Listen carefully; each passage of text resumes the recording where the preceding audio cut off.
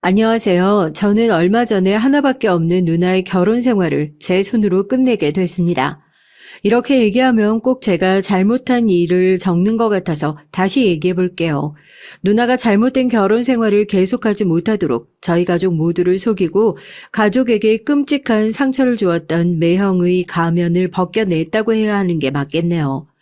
누나도 저희 가족들도 매형에게서 받은 상처가 너무 커서 쉽게 아물진 못하겠지만 늘 그랬듯이 서로가 서로를 의지하며 이 힘든 시기를 잘 이겨내 보고자 사연을 제보하고 누나에게 허락을 받고 사연을 써봅니다. 사실 누나가 결혼을 하겠다고 가정을 꾸리겠다는 얘기를 처음 꺼냈을 때 전 마냥 신기하기만 했어요. 전 사실 나이가 꽤 먹긴 했지만 아직까지도 쉽게 좋아하는 사람이 생기더라도 이 사람과 평생을 함께 해야겠다는 그런 마음이 잘 먹어지지가 않더라고요. 평생을 함께 해야 한다는 생각보다는 누군가의 인생을 평생 책임져야 한다는 것이 얼마나 무섭고 힘든 일인지 잘 알기 때문에 더욱 신중해지다 보니까 정작 중요한 순간에 망설이게 되고 그렇게 늦어지다 보니까 명절날만 되면 넌 대체 언제 결혼을 할 거냐는 잔소리에 시달리는 나이까지 오게 됐습니다. 핑계일 수도 있겠지만 제가 이렇게 된 건 어린 시절 아버지의 영향이 컸던 것 같아요. 지금 저희 가족 구성원의 아버지란 세 글자는 흔적도 없었던 것처럼 까맣게 지워져 있습니다. 고생밖에 남아있지 않은 저희 세 식구의 과거는 전부 아버지의 탓이라고 해도 과언이 아니었으니까요. 마당에 잔디까지 깔려있는 넓은 집에서 강아지까지 키우면서 살던 시기가 아주 잠깐 있었습니다. 아버지가 사업을 하셨거든요. 제가 초등학교에 들어가기 전이었습니다. 사실 그때도 어머니는 그렇게 행복해 보이진 않으셨어요. 아버지가 굉장히 가부장적이신 분이었고요. 옛날 분들이 고리타분하고 가부장적인 거야 뭐 특별할 것도 없고 대수롭지도 않은 일이라고 생각하시겠지만 제가 어렸을 때 기억하는 아버지의 모습은 그랬거든요. 뭐가 저렇게 잘났다고 맨날 어머니한테 저렇게 함부로 대하지? 어린 저도 그렇게 느낄 정도였으니 얼마나 심했다는 거겠어요. 반면 어머니는 슈퍼맨, 진짜 딱 슈퍼맨 같았습니다. 새벽같이 일어나서 아침을 차리고 아버지가 보실 신문을 식탁 위에 올려두시고 청소를 하시고 돈을 그렇게 많이 번다고 자랑을 하실 거면 어머니가 고생하지 않으실 수 있게 도우미 아주머니라도 썼으면 얼마나 좋았겠어요. 누가 집도 넓은데 가정부는 안 쓰냐고 그런 소리를 하면 대변에 버럭 소리를 지르면서 또 집안일은 다른 사람 손 타면 안 된다고 뭐 집에서 하는 일이 얼마나 있다고 그런 데는 돈 한 푼 쓰는 걸 벌벌 떠시는 분이었죠. 그 넓은 집에 먼지 한 번 앉는 꼴을 본 적이 없어요. 어머니는 그렇게 항상 부지런하셨습니다. 그렇다고 어머니가 전업주부였냐? 또 전업주부라고 하기엔 애매하셨어요. 집안일을 그렇게 완벽하게 끝내놓고 제가 유치원에 가고 2살 터울인 누나가 등교를 마치고 나면 어머니는 아버지가 일하시던 공장에 가셔서 일을 도우셨으니까요. 그러니까 제가 봤을 때 어머니가 아버지보다 훨씬 더 잘난 사람이었던 거죠. 실질적인 일은 어머니가 다 하시고 계셨는데 아버지는 그저 생색만 내고 큰소리만 낼 줄 아는 사람이었다고 전 아직도 그렇게 생각하고 있어요. 그런데 그 생색이나 큰소리를 낼 거면 끝까지 잘 내기라도 하던가요. 제가 딱 초등학교에 들어갈 때요. 저희 집이 쫄딱 망했습니다. 원인은 아버지였죠. 망한다라는 단어를 그때 처음 알았어요. 우리 집에 물건이 그렇게 많았구나 하는 것도 그때 알았습니다. 뭐 저런 조그만 물건에도 스티커를 다 붙이나 싶을 정도로 온 집안에 빨간 딱지가 붙었고 아버지를 찾는 사람들이 집이며 학교며 할 것 없이 잔뜩 성난 얼굴로 몰려오셨고요. 아버지는 어디 있었냐고요? 정말 흔적도 없이 사라지셨어요. 편지 한 통도 안 남겨놓고요. 남겨놓을 거라곤 성난 채무자들과 어마어마한 빚뿐이었고요. 앞마당에 있던 집은 그대로 홀라당 넘어갔고 옷까지만 챙겨가지고 여관방을 전전해야 할 정도의 돈밖에 수중에 남지 않았습니다. 당장 자야 할 곳이 없어서 엄마랑 누나랑 셋이서 역 앞에서 우동이었나 가락국수였나 뭘 한 그릇 시켜가지고 나눠 먹었던 기억이 나네요.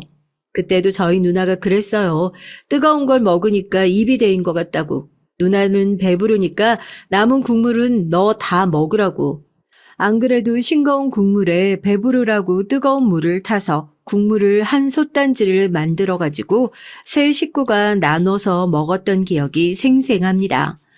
그렇게 여간빵을 전전했다가 찜질방을 전전했다가 정말 당장 잘 곳이 없어서 옷이 빵빵하게 들어있는 가방을 베고 사람들 눈치를 슬며시 보면서 터미널에서 노숙을 했던 적도 있어요. 밖에서 자는 날에 어머니는 자는 동안 저희한테 무슨 일이라도 생길까봐 거의 뜬 눈으로 밤을 지새우셨죠. 그러면서도 아버지에게 혹시라도 연락이 닿을까 본인은 그렇다 쳐도 이 어린 자식들을 설마 그렇게 파렴치하게 버리고 갔다는 사실이 믿기지 않아 백방으로 연락을 해보시려고 노력하시는 눈치였습니다. 비록 그 연락이 끝끝내 닿지 않았지만 말이에요. 시댁 친척 어른들에게까지 모두 연락을 돌려봤지만 내 돈도 빌려갔다. 어디 있는지 알면 나한테 제일 먼저 연락을 달라. 그래라. 이런 싸늘한 대답이 돌아왔고 그때부터 어머니도 더 이상 아버지를 찾는 일은 포기하신 것 같았습니다. 당장 자식들은 배고프다고 눈 밑이 퀭해가지고 새벽 일찌감치 깨서 눈물을 똑똑 흘리고 있지. 어머니 마음이 얼마나 조급하셨겠어요. 그래도 누나가 나이가 2살이라도 더 많다고 누나한테 저를 맡기고 조금씩이라도 일을 하기 시작했습니다. 행색도 그렇고 아버지 공장에 나가서 일을 도우셨을 뿐이지 이력서를 봤을 때는 그냥 전업주부, 어디 가서 일을 해봤던 경험도 없는 사람일 뿐이니까 할 수 있는 일이 많지는 않은 거예요. 그냥 닥치는 대로 무슨 일이든 하셨던 것 같습니다.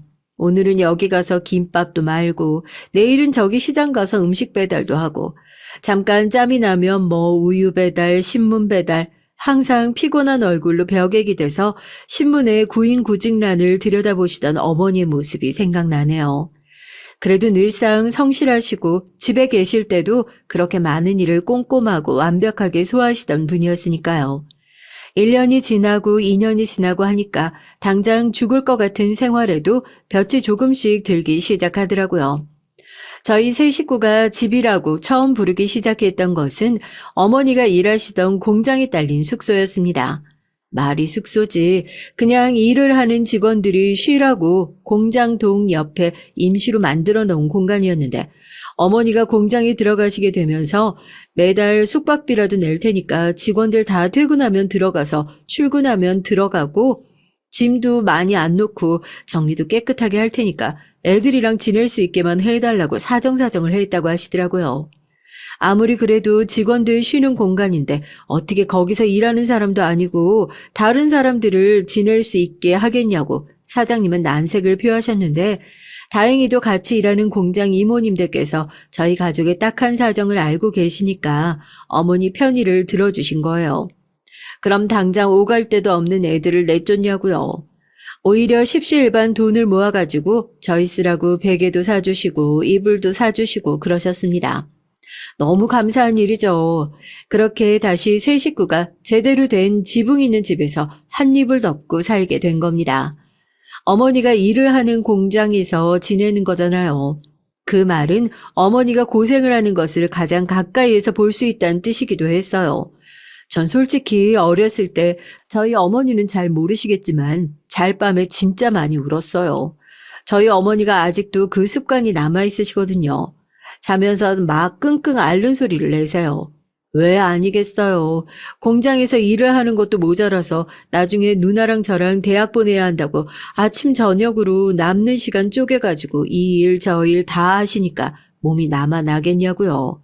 힘든 내색을 전혀 못하다가 잠에 들면 그제서야 긴장이 풀려서 앓는 소리가 나오시는 겁니다. 그 소리를 옆에서 듣는데 누나랑 저랑 맨날 둘이서 끌어안고 숨죽여서 울었어요. 우리 엄마 불쌍해서 어떡하냐고 하면서요.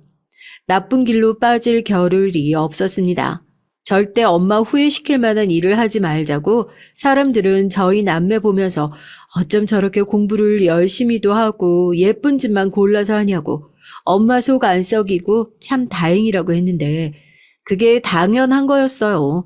누구라도 엄마가 옆에서 그렇게 열심히 살고 계신 모습을 보면서 엇나갈 수 있는 사람은 없을 겁니다. 그렇게 힘들지만 바르게 꼬박꼬박 잘 살아가던 몇 해 후에 저희 가족의 인생이 또 한 번 극적으로 바뀌게 되는 기회가 찾아왔어요. 아이, 그 얘기 들었어? 아이, 박 사장이 지금 공장 팔러 다닌다고 알아보고 있다던데. 아이, 그럼 우리는 어떻게 되는 거야? 아이, 가뜩이나 지난달 월급도 밀려서 공장 문 닫는 거 아니냐고 그런 소문 돌아서 불안해 죽겠는데. 아, 이러다 진짜로 우리 다 같이 쫓겨나는 거 아닌가 몰라. 여전히 어머니와 저희 남매는 그 공장에서 살았었고, 그래도 예전과 비교하면 꽤나 나아진 하루하루를 보내고 있을 때였습니다. 공장에 흉흉한 소문이 돌기 시작하더군요. 곧 이 공장이 매각될지도 모른다는 소문이었어요. 이미 지난달 월급까지 밀려있고 사장이 여기저기 돈을 끌어다 놓은 데가 많아 당장 팔아볼 곳을 알아보러 돌아다니고 있지만 마땅치 않다는 얘기는 이미 동네에 소문이 파다했어요. 많지 않은 직원이었지만 다들 오랫동안 회사를 다니고 있는 상황이었고 이미 이곳이 아니면 일을 하기도 어려운 사람이 많았기에 이러다 정말 다들 일자리를 잃는 게 아니냐며 불안해하고 있었습니다. 여기 아니면 이제 어디 가서 일을 하냐면서요. 그리고 그 우려는 정말 현실이 됐어요. 공장이 하루아침에 문을 닫게 되면서 당장 일할 곳도 없는 이모님들은 발만 동동 구르고 있는 상황이었죠. 그때 저희 어머니가 나서셨습니다. 저희 세 식구가 이사를 가고 나중에 저와 누나가 대학을 가기 위해서 그동안 한 푼도 쓰지 않고 모아두었던 돈이었답니다. 당장 굶어 죽는 것보다 무언가 대책을 세워야 하지 않겠냐면서 그 돈에다가 사업자 대출로 받을 수 있는 돈을 끌어모아 사장이 매각한 공장을 다시 인수하실 계획을 세우셨어요. 우리 형편에 대출까지 받았다가 일이 어떻게 잘못될지도 모르는 상황에서 어머니의 계획은 어떻게 보면 굉장히 무모하고 위험한 일일 수도 있었습니다. 오랜 세월 동안 함께 일하셨던 직원분들이 옛날에 우리처럼 당장 길바닥에 나앉을지도 모른다는 생각을 하면 누구 하나 죽도록 힘든 것보다는 다 같이 조금씩 나눠서 힘든 게 낫지 않겠냐고 그렇게 말씀하시는 어머니의 모습에 다들 감동을 받으신 것 같았어요. 나 여기 들어오는 날 다들 그러셨죠? 여기 은숙 언니가 이불 사주셨지, 미자 언니가 베개 사주셨지, 금옥의 언니가 애들 춥다고 속옷 입혀줘. 언니들 아니었으면 우리 가족 그때 다 같이 죽었을지도 몰라요. 내가 이 돈 못 갚아서 당장 죽는다고 하더라도 그래도 그때 은혜는 갚고 죽어야겠으니까. 그래서 애들한테 미안해도 내가 이렇게 하는 거예요. 그렇게 얘기하는 어머니의 모습이 왜 그렇게 멋있어 보이는지요. 비단 저만 그래 보였던 건 아닌가 봐요. 같이 일하셨던 직원분들께서도 누구보다 잘 아셨죠. 그 돈이 어떤 돈인지.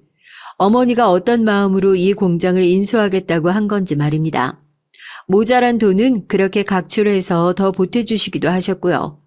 그렇게 공장을 인수하게 됐습니다. 2달 동안 출근하시는 직원분들 중에 단 한 분도 월급을 받아가신 적이 없으세요. 나중에 회사가 자리 잡고 나서 그때 드리지 못했던 월급을 다 따로 챙겨드리긴 했었지만 회사 사정이 어려울 때까지 다들 허리띠를 졸라매겠다면서 자진해서 월급을 반납하시는 모습까지 보여주셨죠. 그때는 회사가 아니라 다들 열정의 눈이 반짝거렸습니다. 가족보다 더 가족 같은 사람이었죠. 덕분에 아침마다 문 닫는 회사가 줄줄이 늘어가던 그때 어머니의 공장만은 연일 더 승승장구였습니다. 어렸을 때 운영하던 공장이 어려워져 버렸다고 가족들을 버리고 집을 나간 아버지한테도 고마운 게 딱 하나 있고 옆에 같이 일을 했던 덕분에 회사 운영에 대한 전반적인 일을 알 수 있었다며 너스레를 떠시더라고요. 그렇게 저희 어머니는 늘 위기를 기회로 바꾸시는 멋진 분이셨습니다.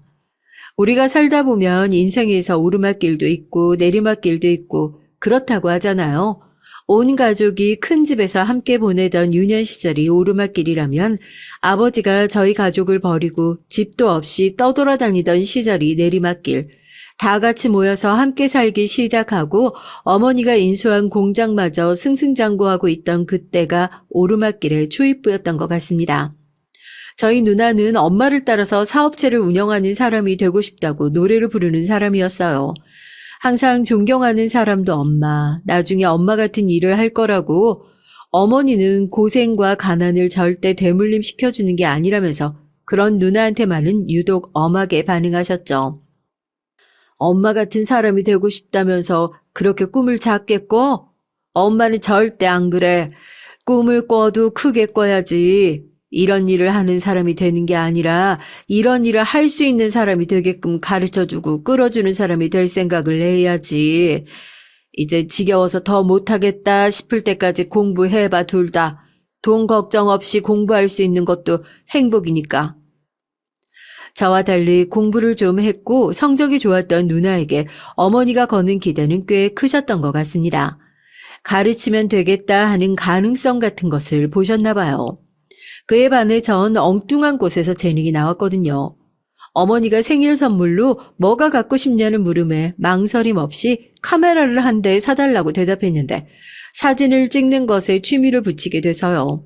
그 값싼 카메라를 가지고 다니면서 이것저것 사진을 찍고 취미 삼아 찍었던 사진이었는데 학교에서 여는 공모전에 출품을 하고 상을 타기 시작하면서 이쪽이 재능이 있다는 것을 본격적으로 알게 됐어요. 사람이 좋아하는 일을 하면 즐거운 법이잖아요. 그렇게 누나는 경영학과를, 저는 사진학과를 들어가게 되면서 저희의 진로가 갈라지게 됐죠. 대학을 졸업하고 나서 아르바이트를 한 돈으로 카메라를 한 대 사서 본격적으로 돈을 받고 사람들의 사진을 찍어주기 시작한 저와 달리 누나는 대학원으로 진학을 했습니다. 자기는 공부랑 체질이 안 맞는다. 엄마가 공부를 하라고 하면 무조건 공부를 해야 하냐. 이러다가 허송세월만 보내는 거 아니냐. 어머니께서 공부할 수 있을 때 실컷 해보라고 등을 떠밀었을 때 볼멘 소리를 하던 누나였는데 그냥 저희 어머니께서 귀신같이 누나의 재능과 취미를 알아보셨던 거죠. 공부가 체질에 안 맞는다고요? 대학교 4년 내내 학과에서 1등을 놓치지 않아서 졸업할 때가 되니까 누나들 교수님들이 자기 연구실로 서로 모셔가려고 난리였어요. 공부에 취미 없다더니 취미 붙이면 더 난리 나겠다? 그럴 거면 엄마한테 반항이라도 하지 말던가. 꼭 할 거면서 싫다고 한번 튕겨보는 거야 뭐야? 어쨌든 축하해 누나.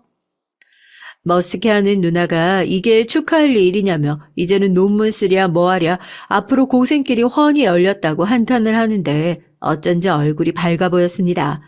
그때까지만 해도 몰랐어요. 누나가 그렇게 다시 즐겁게 공부를 시작할 수 있는 데는 어머니와 저 말고도 숨겨진 조력자가 있었다는 사실을요. 페이스메이커라는 말을 들어보신 적이 있으신가요? 육상이나 수영 등 장거리 스포츠에서 다른 선수가 기록을 낼 수 있도록 속도를 조율해서 팀원을 위한 전략적 희생을 하는 보조 선수를 의미하죠.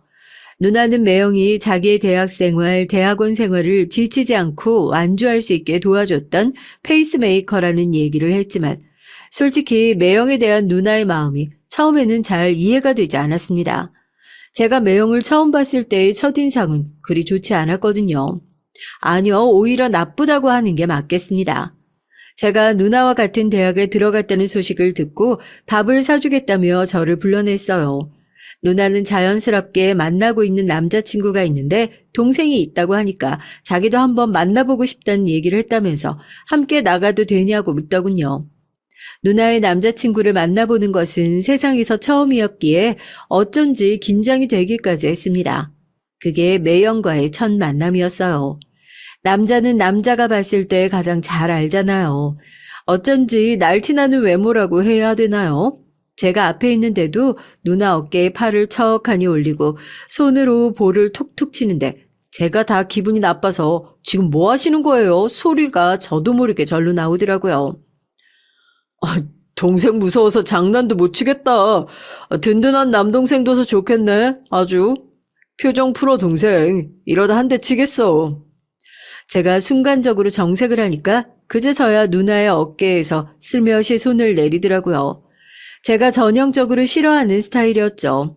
강한 사람 앞에서만 강하게 구는 사람이요.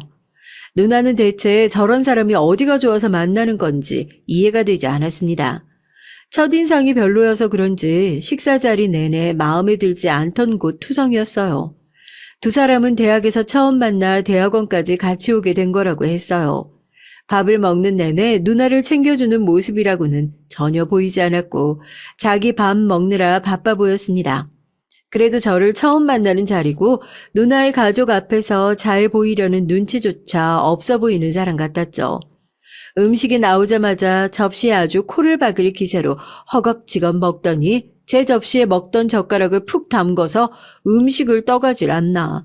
밥을 먹는 동안 누나 앞에 음식을 덜어주는 모습을 단 한 번도 보질 못했죠. 그것뿐이면 다행이게요. 보통 그런 자리에서는 예의상으로라도 본인이 음식을 사지 않나요? 계산할 때가 되니까 계산서를 들고 당당하게 자리에서 일어나길래 그래, 자기가 먹은 게 있는데 당연히 자기가 계산을 하려나 보다 생각하고 있었는데 막상 계산대 앞에 서니까 테이블에 깜빡하고 두고 온 게 생각났다면서 계산서를 자연스럽게 누나에게 주고 물건을 찾으러 간다고 하더라고요. 딱 봐도 계산을 하기 싫어서 누나에게 계산서를 넘기고 가는 것 같았지만 설마 그렇게까지 별로인 사람일까? 식사 자리 내내 별로였지만 그렇다고 너무 색안경을 쓰고 사람을 보진 말자 했죠. 혹시나 하는 마음에 저도 누나에게 제 카드를 주면서 처음 만나는 자리니까 오늘 밥은 제가 사겠다고 얘기를 하고 화장실에 다녀오겠다고 했습니다. 화장실에 가려다가 정말 혹시나 하는 마음으로 저희가 식사를 하려던 테이블 쪽을 살펴봤어요. 물건을 찾으러 간다던 매형은 그쪽에 서서 물건을 찾는 신용을 하기만 하기는커녕 계산대 쪽을 힐끗힐끗 보면서 계산이 다 끝났는지 확인하더니 누나가 카드를 내미는 모습을 확인하고 자연스럽게 계산대 쪽으로 다시 향하더라고요. 그 모습을 보고 처음 보는 사람에게 정나미가 다 떨어지더라고요. 어디서 골라도 저렇게 거지 같은 놈을 골랐을까 혀를 내두르게 되는 모습이었습니다. 화장실에서 한숨을 쉬고 손을 씻고 다시 나가니 매형은 뻔뻔하게 웃으면서 이번에는 제 어깨에 팔을 두르고 친한 척을 하더라고요. 애기 들어보니까 동생 사진 찍으면서 돈 좀 잘 번다면서? 사진 찍으면 예쁜 여자 모델들도 많이 만나는 거 아니야? 좋겠어. 돈도 벌고 예쁜 여자도 많이 만나고. 다른 사람이 아니라 우리 동생이랑 친하게 지내야겠는데?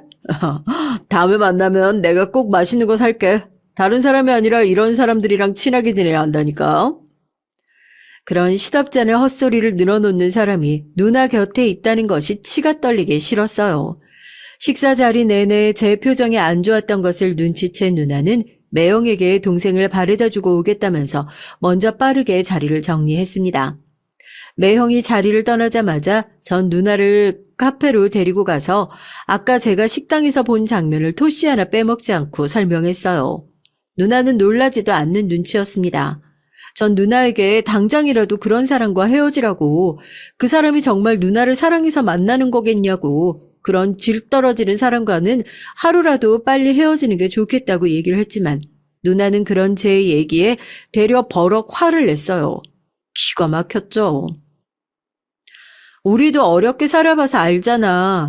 돈이 없고 사람이 조금 가벼워 보인다고 해서 그렇게 나쁜 사람은 아니야. 저 사람도 지금 집안이 어려워져서 어려운 형편에 대학원 공부한다고 힘들게 지내고 있는 사람이라고. 오늘 내가 너랑 같이 밥 먹자고 했을 때 저 사람도 얼마나 자기가 계산하고 싶었겠어? 난 오히려 저 사람이 그렇게 계산대에서 선뜻 계산도 못하고 눈치 보고 있었던 게 안쓰럽기만 하다. 어떻게 나랑 만나는 사람을 그렇게 안 좋게 보고 헤어지라고 말을 할 수가 있어? 다른 사람도 아니고 네가? 다른 건 몰라도 누나가 정말 어렵고 힘들었을 때 옆에서 정말 큰 힘 되어줬던 사람이야. 오늘 단편적인 모습만 보고 헤어져라 말아 할 건 아닌 것 같다. 다른 건 몰라도 나 오늘 너한테 정말 실망했어. 얼마나 기가 막혀요. 전 정말이지 누나 인생이 진심으로 걱정이 돼서 한 얘기였는데 누나는 되려 매형 편을 들며 매형을 감싸고 도니까 미치고 환장을 노르시더라고요. 대체 얼마나 큰 힘이 되어주고 어떻게 구슬렸는지 몰라도 그때의 누나는 완벽하게 매형 편이었습니다. 가정 형편이 어려운 매형이 돈 때문에 어려워하는 모습이 옛날 자기 모습 같다면서 누나는 이상한 데서 연민과 동정을 느끼고 있는 것만 같았죠. 그 부분에 있어서 저 역시 한치의 물러섬도 없었어요.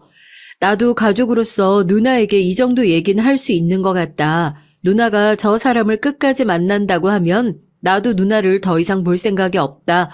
이렇게까지 으름장을 놨죠. 아버지가 집을 나가고 어머니가 일을 하시면서 어머니의 빈자리를 대신 해줬었던 누나. 그랬기에 그 어떤 남매보다 우애가 깊었던 저희 사이가 고작 매형이라는 존재 하나 때문에 그렇게 금이 가기 시작했습니다. 누나에 대한 저의 감정의 골이 엄청나게 깊었어요. 아버지 같은 사람을 만난 어머니나 매형 같은 사람을 만난 누나나 결국 잘못된 길임을 알면서도 왜 꼭 그 길을 선택해야만 직성이 풀리는 건지 이해가 되지 않고 답답하기만 했죠.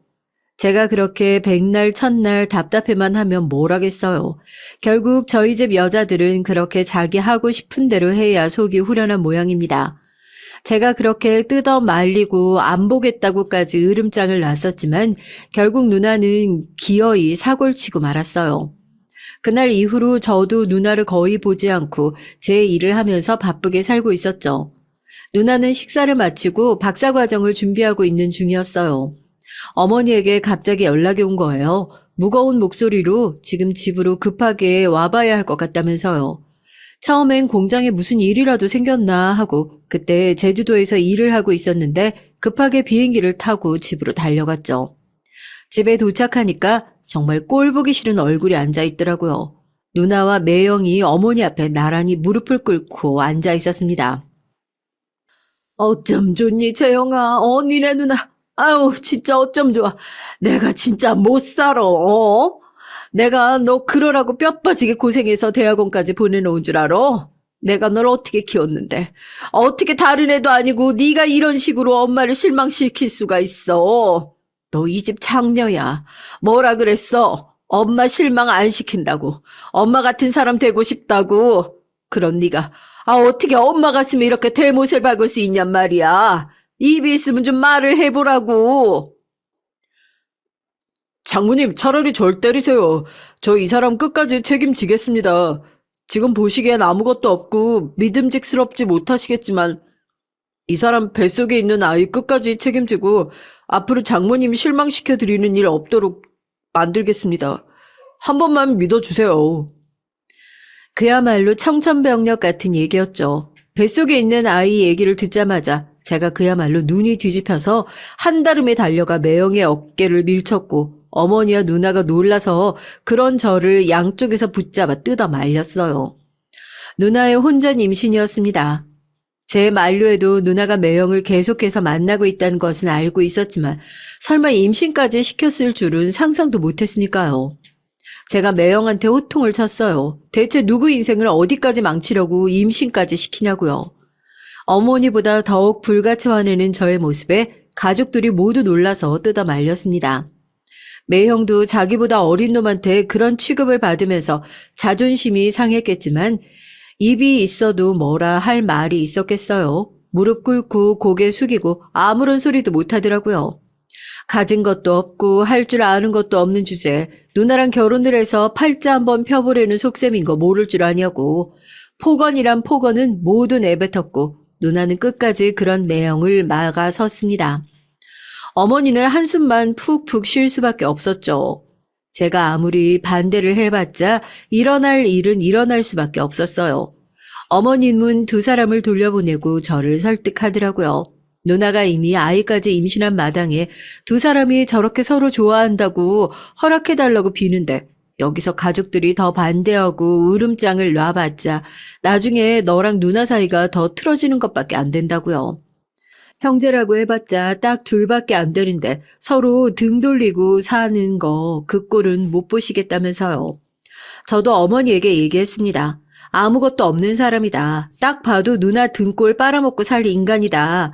나한테도 하나밖에 없는 누나고 저런 인간 만나서 평생 고생하는 꼴 난 절대 볼 수 없다고 말입니다.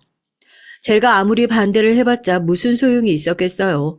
어머니의 계속된 설득에 저도 결국 매형을 가족으로 인정할 수밖에 없었죠. 그 난리를 겪고 나서 한 결혼이었으니 매형과 얼굴을 마주하는 것 자체가 어색함을 넘어서 불쾌할 수밖에 없었어요. 저남이 날 별로 안 좋게 생각하는 거 알겠지만 그래도 우리 이제 한 식구니까 너무 안 좋게 보지만 말고 잘 지내보자고. 나도 솔직히 하나부터 열까지 다 따지고 들면 처남이 마음에 들지 않는 것이 한두 가지가 아닌데 겉으론 표 안 내잖아. 엄연히 말하면 내가 더 나이도 많고 누나 남편인데 결혼하고 나면 처남이 기본적인 예의는 지켜주면서 살았으면 좋겠어. 지난번처럼 그렇게 예의 없는 행동하면 그땐 나도 가만히 참고 있지 않을 거니까. 아니나 다를까 매형은 결혼을 허락받고 난 이후로 그 기고만장한 태도가 다시 돌아온 것 같더군요. 지난번에 저한테 한 대 맞은 게 억울하긴 한 모양이었는지 누나가 보는 앞에서 저한테 으름장을 놓더군요. 다시는 자기한테 건방지게 굴지 말라면서 말입니다. 누나는 이제 제발 두 사람도 그만하라면서 저희를 말렸고요. 속이 부글부글 끓긴 했지만 이를 꽉 깨물고 참았습니다. 이제 한 가족이 될 사이라면 매형 말대로 저 역시 지켜야 할 예의라는 게 있어야 하니까요. 그 밖에도 결혼식을 준비하면서 말들이 많았어요. 매형 역시 홀어머니를 모시고 살고 있었는데요. 매형 대학원도 학자금 대출을 받아 겨우 보낼 수 있는 상황에서 결혼 자금은 뭐 얼마나 모아두었겠습니까? 누나의 배가 더 부르기 전에 빨리 식부터 올리기 위해서 가족들이 모두 분주하게 준비하고 있는데 오히려 볼멘 소리를 하는 것은 사돈 쪽이었습니다. 상민이 결혼 준비하느라고 저희도 들어가는 돈이 이만저만이 아니에요. 어쩌다 혼자 임시를 해가지고 박사까지 따고 남은 애 앞날이 창창한데 아유 안 그래도 그냥 애 박사 따고 나면 오라는 회사가 한두 군데가 아니었는데 결혼 때문에 앞날 막히는 거 아닌가 모르겠네. 그래도 사돈댁이 잘 산다니까 얼마나 다행입니까? 다른 건 몰라도 사위 앞날 막히는 건 싫으실 거 아니에요? 너 장모님한테 잘해. 엄마는 너 결혼시키는 데다 돈 다 써서 이제 너 공부시킬 돈 더 없다. 이제는 장모님이 네 엄마다 생각하고 모셔. 알겠어? 사돈은 결혼을 준비하는 내내 잘 나가던 자기 아들의 앞날이 마치 저희 누나의 임신으로 막힌 것처럼 얘기를 하며 은근히 저희 어머니에게 결혼을 하고 나서도 매형을 지원해 줄 것을 은근히 종용하는 눈치였습니다.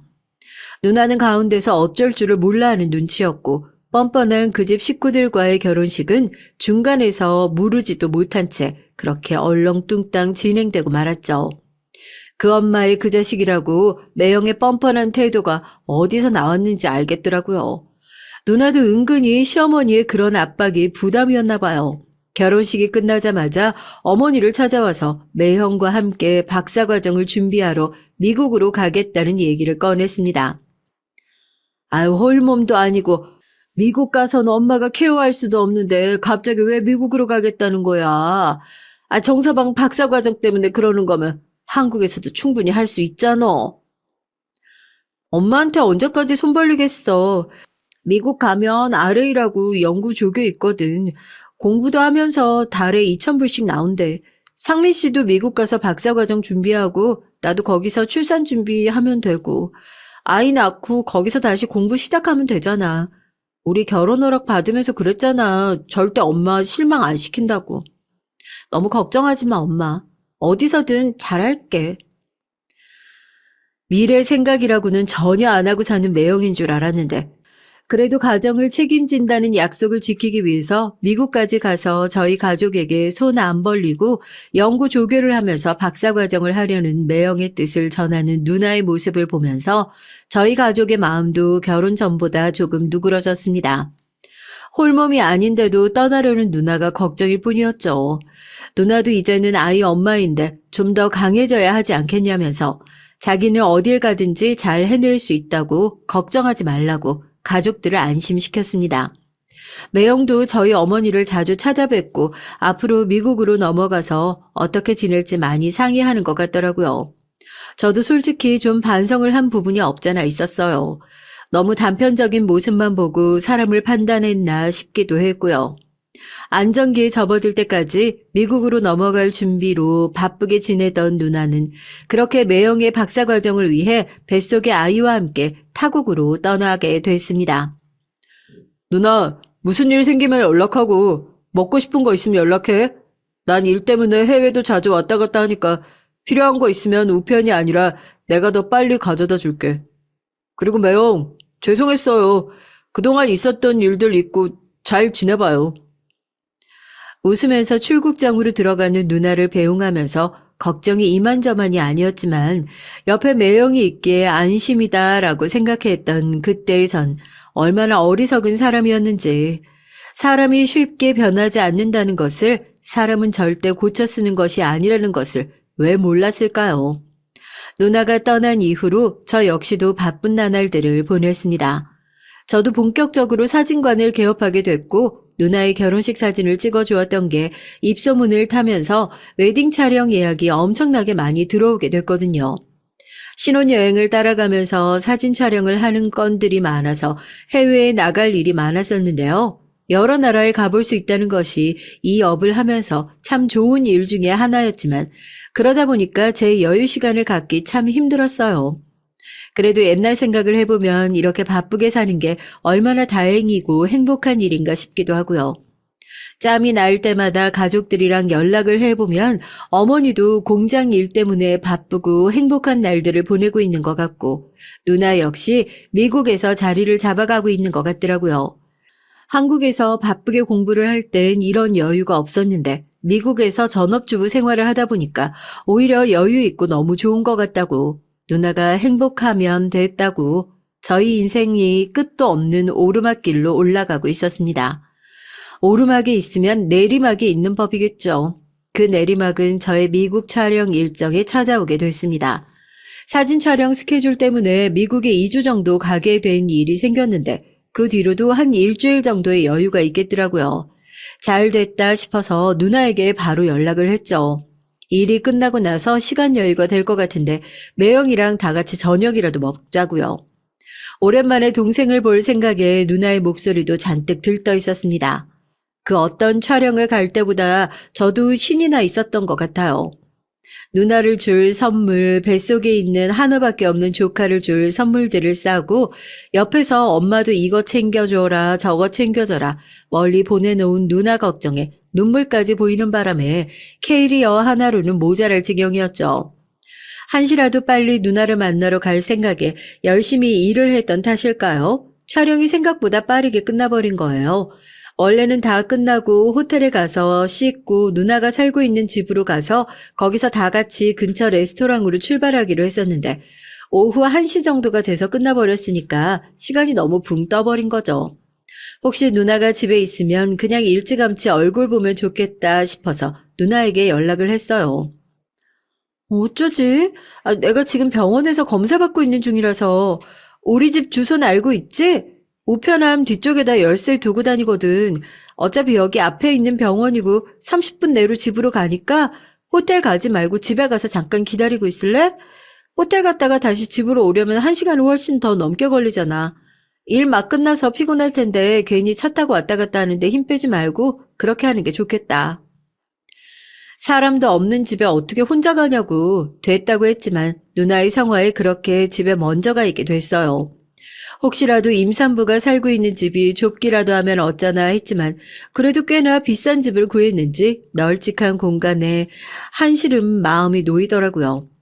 어머니가 워낙 누나가 잘 살고 있는지 걱정이 많아서 일을 하기 위해 챙겨온 카메라를 들고 거실을 찍고 있는데 문이 열리는 소리가 들려서 테이블에 후다닥 카메라를 내려놨습니다. 30분 내로 온다고 하더니 제가 왔다는 소식에 혹시라도 검사를 일찍 마치고 들어온 건가 싶었는데 현관 쪽에서 들리는 것은 매형의 목소리였어요. 한국어로 누군가와 통화하고 있는 것 같더라고요. 그런데 선명하게 들리는 통화 내용이 너무나도 충격적이었습니다. 오늘 저녁에 그 처남 오기로 했다니까. 하여튼 그 집 식구들은 유난 떠는 거 알아줘야 돼. 엄마, 이번 달 용돈 제대로 들어왔지? 난 장모년 이번 달부터 용돈 안 줄 거야. 뭐가 그렇게 잘났다고 자기 딸 때문에 내 인생 조진 건 생각도 안 하고 사사건건 전화해서 시비에다가 지금도 내가 자기 딸 제대로 데리고 있는지 감시하려고 지 아들 보는 거 아니야. 하여튼 노인네 등살에 죽겠다니까. 현관에서 신발을 벗으며 자신의 어머니와 통화를 하면서 차마 입에 담지도 못할 저희 어머니의 욕을 하고 있던 매형은 거실에 서 있던 저와 눈이 마주치자마자 놀란 표정으로 황급히 핸드폰을 닫고 저에게 지금 들은 것은 오해라며 처남이 지금 이 시간에 여기 왜 있는 거냐고 당황한 기색으로 횡설수설하기 시작하더라고요. 개차반이란 건 진작에 알고 있었지만 가족들 앞에서 멀쩡한 척을 하고 저희 어머니에게 이런 식으로 모욕적인 말을 하고 있을 줄은 상상도 하지 못했습니다. 제가 매형의 멱살을 움켜쥐고 있을 때 병원에서 검사를 마친 누나가 마침 집으로 돌아왔고 지금 이게 뭐 하는 짓이냐며 소스라치게 놀라며 저와 매형을 떨어뜨려 놨어요.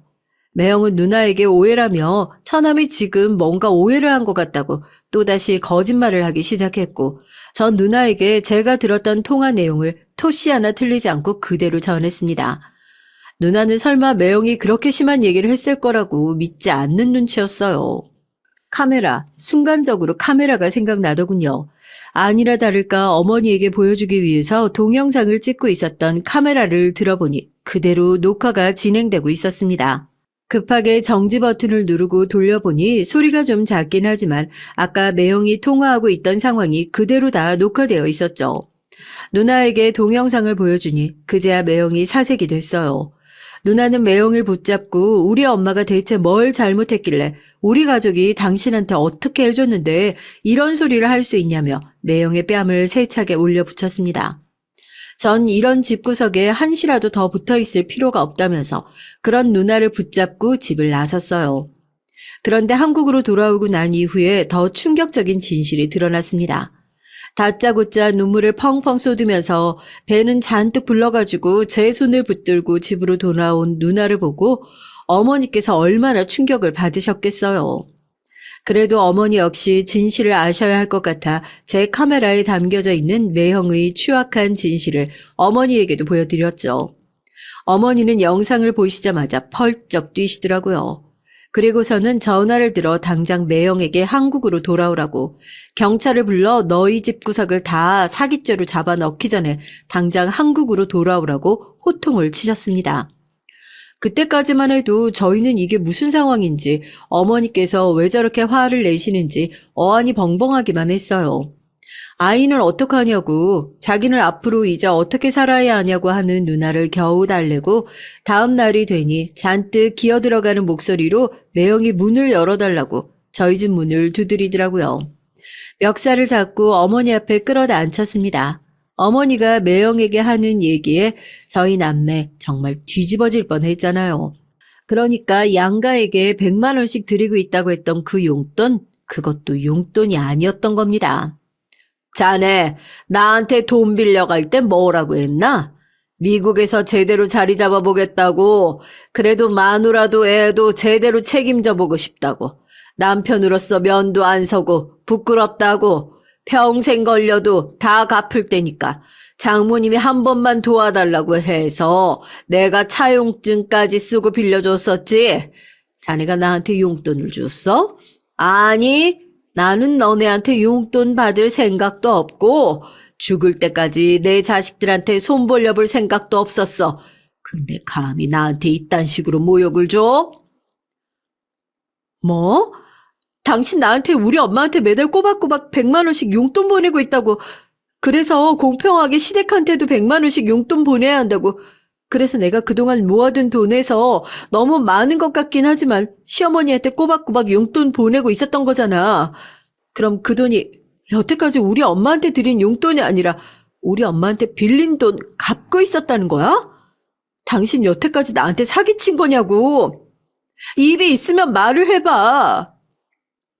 네, 그렇습니다. 매형은 미국에 가기 전에 저희 어머니에게 아내와 뱃속에 있는 아이를 책임지겠다는 명목하에 차용증을 작성하고 집세와 생활비 명목으로 돈을 빌려갔었고 그렇게 매달 100만 원씩 돈을 갚아나가고 있었던 거예요. 뭐 빌려간 액수가 워낙 컸기에 100만 원씩 갚아가지고는 정말 평생 갚아야 할 돈이긴 하더군요. 심지어 그 돈이 전부 미국 집을 사는 데 들어간 것도 아닌 것 같고 일부는 자기 집으로 흘러들어간 것 같기도 하고요. 저희 어머니는 혹시라도 임신을 한 딸이 걱정이라도 할까봐 사위를 믿고 그 비밀을 철저하게 지켜주시고 있었던 모양입니다. 그런데 이 배은망덕한 사위는 자기가 빌린 돈을 매달 100만 원씩 꼬박꼬박 갚고 있는 주제에 그 송금 내역을 저희 누나에게 보여주면서 자기는 매달 이렇게 장모님에게 용돈을 드리고 있으니 당신도 공평하게 시어머니에게 용돈을 보내줘야 하지 않겠냐면서 임신을 해서 돈도 벌고 있지 않은 누나에게 용돈을 보내야 할 것을 은근히 강요했고 착하고 아무것도 모르는 누나는 그동안 벌어둔 돈에서 무리를 해서 그렇게 매달 용돈을 보내고 있었던 거고요. 그것도 나중에서야 알게 된 거지만 이렇게 이중으로 저희 집 돈을 등쳐먹고 벌어먹은 돈으로 사돈댁은 한국에서 호의호식하면서 자기 아들이 뭐 결혼을 잘해가지고 제대로 된 물줄을 잡아서 자기는 앞으로 평생 일을 할 일이 없다. 거액의 골프 회원권을 끊고 이사를 가고 그랬던 모양입니다. 이 사기꾼 같은 시댁은 그렇게 이중으로 돈을 챙기고 있었던 거죠. 제가 우연찮게 미국으로 일을 가지 않았더라면 어머니한테 보내드릴 영상을 찍지 않았더라면 그 시간에 누나 집에 먼저 가 있지 않았더라면 이 일을 까마득히 모르고 계속해서 이 말도 안 되는 집구석에서 돈을 퍼주고 있었을지도 모를 일이었죠. 어떻게 그래? 나한테 어떻게 그럴 수가 있어, 당신이? 뱃속에 있는 아이 책임지고 싶다고 박사학위만 끝까지 밀어주면 교수직 달고 한국 가서 호강시켜준다고 그렇게 얘기했잖아. 내가 그 얘기만 믿고 주변에서 당신에 대해서 무슨 얘기를 하든지 끝까지 믿어줬던 건데 당신 어머니가 나한테 얼마나 뻔뻔한 소리를 하고 시댁 같지도 않은 시댁이라고 주변 사람들이 혀를 찼을 때도 그래도 좋은 사람들이라고 내가 끝까지 감싸줬던 건데 어떻게 우리 가족들을 기만하고 끝까지 뒤통수를 칠 수가 있어? 이 쓰레기 같은 인간아. 입이 있으면 말을 해봐. 너 내 인생 어떻게 책임질 건데? 너 때문에 날려버린 내 인생 어떻게 책임질 거냐고. 내 뱃속에 있는 애는 어떻게 되돌릴 건데.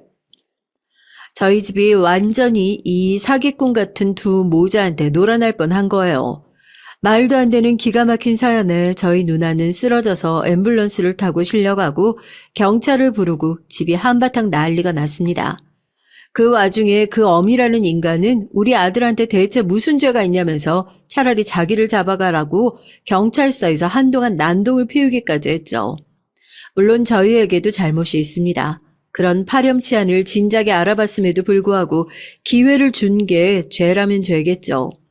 하지만 이미 이렇게 추악한 실체를 다 파악했음에도 불구하고 다시 한번 기회를 주는 것은 그건 정말 멍청한 짓이라고 생각해요.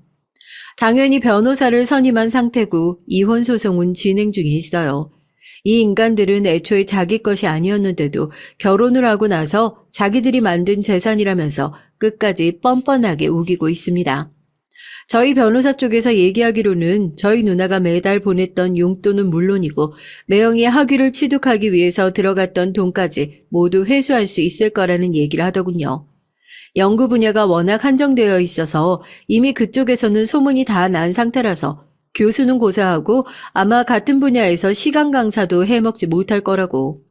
결혼이 아니라 한탕 크게 사기쳐서 제대로 해먹어볼 요량으로 그랬다고 사람들 사이에서 말이 엄청 나오는 모양입니다. 걱정은 누나뿐이죠. 그놈한테 인생을 통째로 도둑 맞은 기분일 테니까요. 거기다 지금은 뱃속의 아이한테 무슨 죄가 있냐면서 아이는 그대로 낳아서 기르겠다고 하는 입장이니까 어머니도 걱정이 많으신 모양입니다. 가뜩이나 마음의 상처도 큰데 이 상태로 아이를 혼자 낳아 기르면 또 얼마나 많은 고생을 하게 되겠냐고요. 심란한 마음에 이렇게 사연을 보내게 됐습니다. 누가 볼 땐 저희 누나가 자기 무덤 자기가 파고 자기 인생 벼랑 끝으로 스스로 몰아낸 바보 같은 여자라고 보이겠지만 저한텐 하나밖에 없는 소중한 가족이잖아요. 응원 좀 부탁드리겠습니다. 안녕하세요. 이맘때가 되면 전년도에 있었던 추석날이 생각나곤 합니다. 저도 모르게 웃음도 나고요. 통쾌함의 웃음이요. 저만 알고 있기 아까워 어디에다 이 얘기를 풀어놓을까 고민하다가 여기 톡톡사연 채널에 공개해보려고 해요. 많은 분들이 들어주시고 한바탕 시원하게 웃다 가셨으면 좋겠네요. 전 남편과 동갑내기 친구 사이로 만나다 연애로 발전하게 됐어요. 남편과는 같은 고등학교를 나와서 쭉 허물없이 지내던 친구 사이였고요. 왜 친구 사이에도 그런 거 있잖아요. 성별 구분 없이 편하게 지낼 수 있는 사이요. 남편과 제가 딱 그랬습니다. 저도 남편은 막말로 같은 목욕탕에 들어가 앉아있대도 눈 하나 깜짝 안 할 만큼 편한 사이였죠.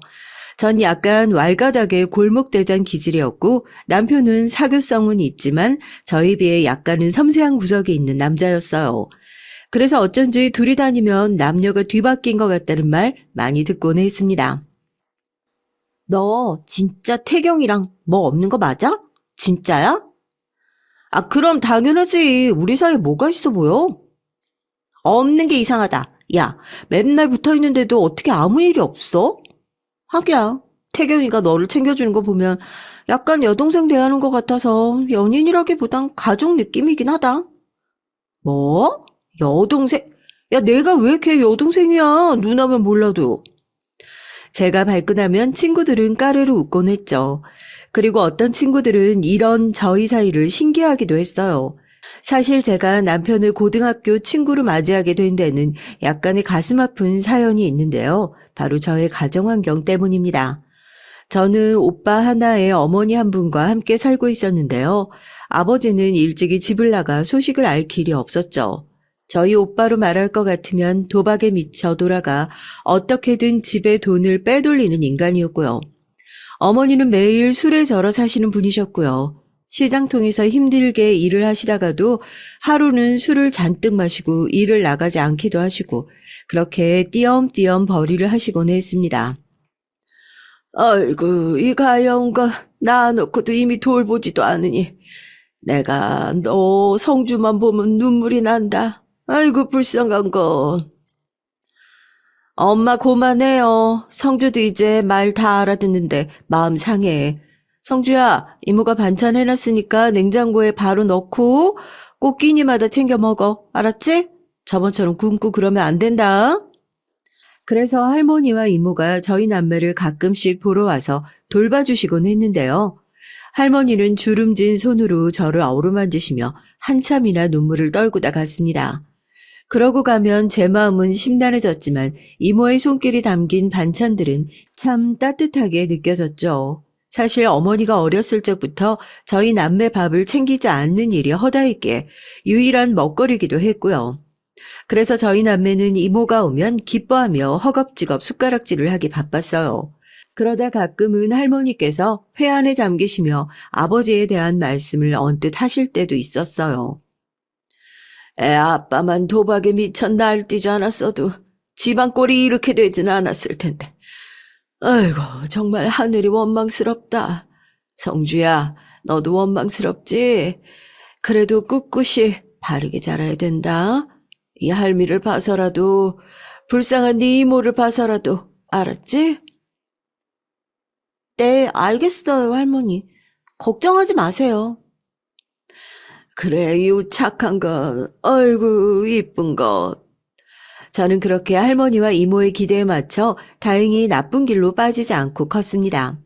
하지만 오빠는 그렇지 못했어요. 약한 아이들한테 돈을 뜯는 양아치들 무리에 합류하더니 슬그머니 그쪽으로 빠져버리더라고요. 말릴 새도 없었죠. 오빠가 그렇게 가족이 아닌 사람이 되고서 저는 많은 상심에 빠져 있었습니다. 그때 나타난 게 남편이었고요. 요즘 내 취미가 종이학 접는 건데 같이 할래? 뜬금없이 제 짝이 된 남편이 이렇게 말을 걸어오며 종이학을 접게 됐는데요. 이 단순하고 간단한 작업이 꽤나 기분 전환이 되더라고요. 아무 생각 없이 학을 접고 있으면 마음이 편해졌다고 할까요? 남편이 의도하고 권한 건진 모르겠지만 아무쪼록 그 계기로 전 남편에게 미주알 고주알 학을 잡으며 여러 얘기들을 털어놓게 됐고 남편은 묵묵히 들어줬습니다. 그러다 제가 고3이 되고 진로를 결정해야 할 때 전 돈 때문에 대학을 포기하고 남편과는 이제 뜸해지겠구나 싶었어요. 남편은 티는 내지 않았지만 유복한 가정 환경에서 돈 걱정 없이 공부를 하고 있었고 그러면 자연스레 대학을 갈 테니까요. 다른 건 몰라도 전 친구 하나를 잃은 기분에 씁쓸함이 참 컸습니다. 그런데 성적이 좋았던 제가 대학을 포기한다고 하자 주변에서 많이들 말리기 시작하더라고요. 성주야, 선생님은 네 성적에 대학을 포기하는 건 너무 아까운데 장학금 주는 곳이라도 알아보는 게 어떠니? 분명히 있을 거야. 그래, 선생님 말이 맞아. 성주 너 이대로 대학 포기하면 분명 후회할 거다. 아르바이트를 해서라도 내가 돈은 구해볼게. 가장 말렸던 것이 남편이었습니다. 결국 남편 성화에 전 수능을 받고 정말로 4년 장학금을 받을 수 있는 전형으로 대학에 입학할 수 있게 됐어요. 아마 남편이 아니었다면 제 인생의 향방이 어떻게 변했을지 예측할 수가 없어요. 실제로 제가 그 대학에 들어가고 나서 세상에 대해 많이 배웠고 제가 하고 싶은 것을 펼쳐 성공이란 반열에 이룰 수 있었으니까요. 전 대학에 들어가 평범한 학생들처럼 공부도 했지만 반면 저만의 길을 모색하기도 했습니다. 그것은 바로 영상 사업이었어요.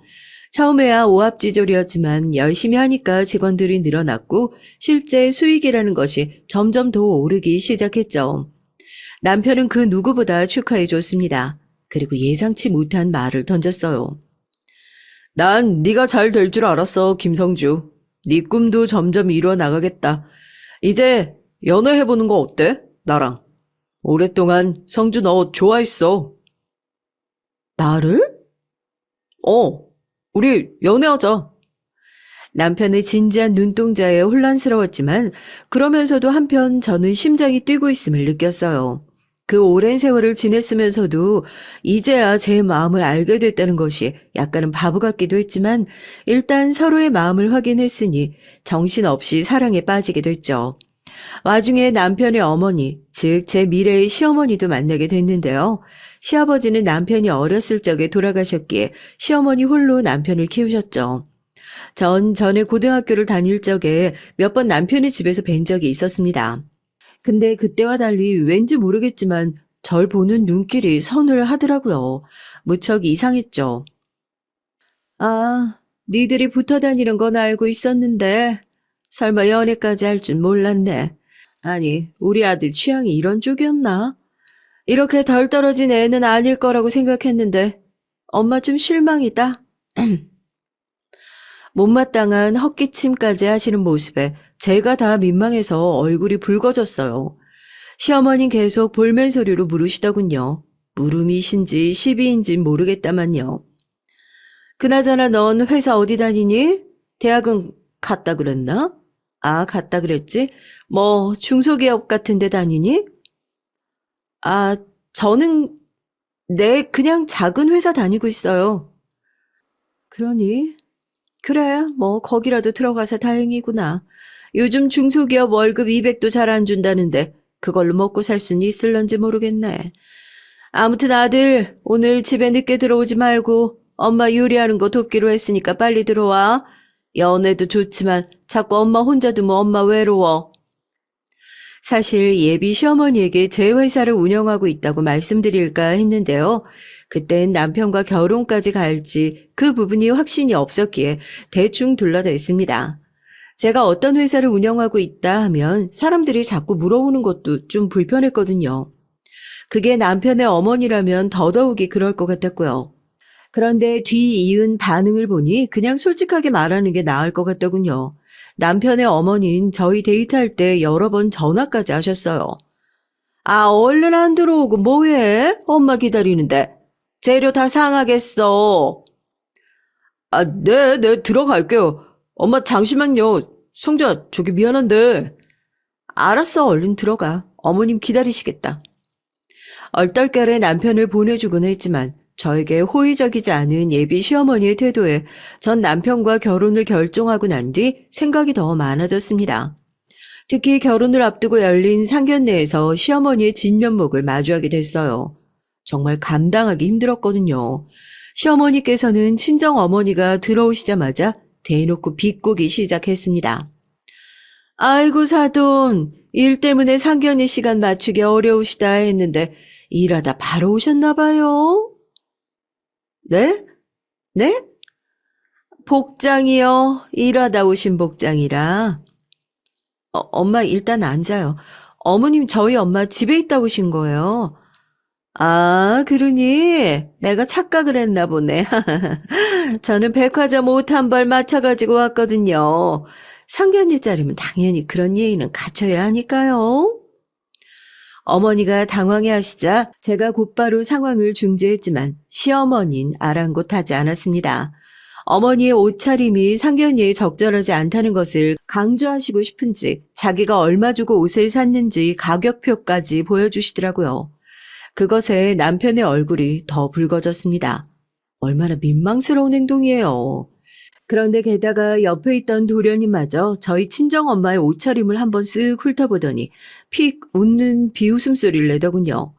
참고로 도련님은 남편보다 5살 아래의 동생이었는데 사고를 많이 쳐서 시어머니의 애물단지 같은 존재라고 했습니다. 거기다 치장하는 것을 어찌나 좋아하는지 저보다 향수니 화장품 종류 같은 것들을 더 잘 알고 있더라고요. 말 다 했죠. 정말 생각지도 못한 도련님까지 예의 없는 태도로 앉아있으니 열이 받을 수밖에요. 저희 딸 잘 부탁드립니다. 저희 딸이 부족한 엄마 밑에서 자라서 많이 배우진 못했어도 참 착하고 예쁜 애예요. 어렸을 때도 제가 엄마임에도 딸을 많이 의지했어요. 친정어머니는 더듬더듬 어렵게 말씀을 이어가셨어요. 이런 자리가 익숙하지 않은 터라 식은땀까지 흘려가면서요. 아유, 그러시겠죠. 동네에서 유명하셨잖아요. 이런 자리에서 말하기 좀 못하지만 술을 좀 드셨어야지. 저도 다 압니다. 그래서 얼굴 보기 조금 껄끄러웠는데 뭐 어쨌든 애들 서로 좋아 죽겠다 하니까 이렇게 인연이 만나지나 보네요. 술은 끊으셨죠? 네? 네, 그럼요. 끊어가고 있는 중입니다. 상담 다니며 도움도 받고 있고요. 근데 다른 얘기하면 안 될까요? 오늘은 애기들 얘기하는 건데. 네, 그래야죠. 아무튼 술은 끊으시는 게 좋을 겁니다. 어른으로서 본보기를 보여야 되잖아요. 어머니가 당황해 더듬거리시는 모습을 보니 마음이 안 좋았습니다. 아무리 저에게 큰 애정과 관심을 주지 않는 엄마라고 해도 그런 취급을 받고 있는 걸 눈앞에서 보고 있자니까 팔은 안으로 굽는다고 기분이 팍 상하더라고요. 상견례 이후 남편의 거듭되는 사과에도 마음이 풀리지 않는데 다행히 이모가 제 고민을 들어주셨어요. 성주, 네가 진심으로 그 사람 좋아하고 아낀다면 결혼해도 좋아. 근데 이모 이거 하나는 말해두고 싶다. 결혼을 집안끼리의 결합이라고들 많이 하는 건 그만한 이유가 있어서야. 요즘 시대에 시어머니 안 보고 사는 며느리들도 흔하다지만 고부 갈등이 있으면 명절날이건 생일날인 건 마음이 힘들어져. 난 우리 성주가 귀한 대접만 받으면 살았으면 좋겠다. 이모의 그 말은 오래도록 제 마음에 남았습니다. 마치 쐐기를 박은 듯이요. 시어머니, 고부 갈등이란 키워드가 제 인생의 화제로 등장할 줄은 미처 몰랐으니까요. 결혼을 하고 난 후 고부 갈등은 본격적으로 심화됐습니다. 그 시발점은 시어머니께서 저희 집을 들락거리면서부터였어요. 신혼집을 시어머니의 집에서 차로 40분 거리에 잡게 됐는데요. 시어머니는 직접 차를 끌고 여기까지 오셔서 집안검사를 하시더라고요. 집안의 먼지며 냉장고 반찬 배열이며 사소한 거 하나하나까지 말입니다. 예, 너 아무리 회사 다닌다 뭐한다 바쁘다고 해도 이런 건 여자가 챙겨줘야 하는 거야. 거기다 창틀에 먼지가 한 구덩인데 어떻게 닦을 생각도 안 하고 사니? 사는 꼴만 봐도 내가 답답해서 숨이 막힌다. 아니지. 사실 결혼식장에서부터 숨이 콱 조여왔는데 내 아들이 너가 그리 좋다니까 참았다. 근데 네가 내조라도 잘할 거라고 여기고 받아줬더니만 이런 식이면 아주 곤란하다. 너 내가 이번 주일에 다시 방문할 테니까 싹 다 먼지 치워놓고 냉장고 배울도 다시 해. 채소는 위칸에 싹 올려놓고 양념류도 따로 분리하고.